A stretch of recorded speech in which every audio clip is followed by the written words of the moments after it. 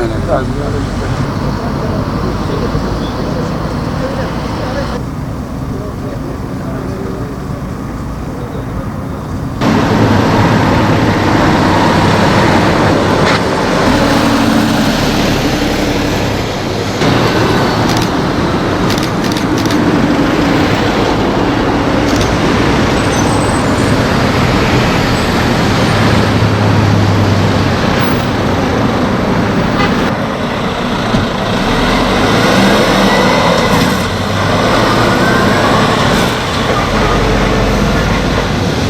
Burası sürücü kursları eğitim pist alanıdır.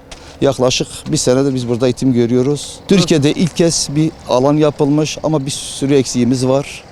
Bu katkıdan dolayı valimiz Ekrem Can'a sonsuz teşekkür ediyor böyle bir pisti bize kazandığı için ama eksiklerin giderilmesini talep ediyoruz. Eksik pist alana gelen levhalar şu an bu taraftaki ışıklandırma yapılması artı pistin konteynerler var orada o konteyner bir ara kaldırılması. Uyarıcı levha yok.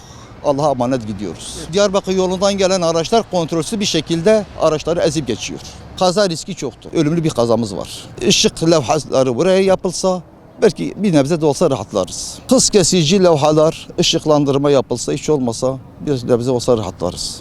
Günde 600 tane öğrenci burada eğitim görüyor. 300-400 tane de sivil araç onları getiriyor. Yaklaşık günde 1500 araç buraya giriş yapıyor. Diyarbakır Caddesi çok hareketlidir. Acil bir önlem alınmasını talep ediyoruz.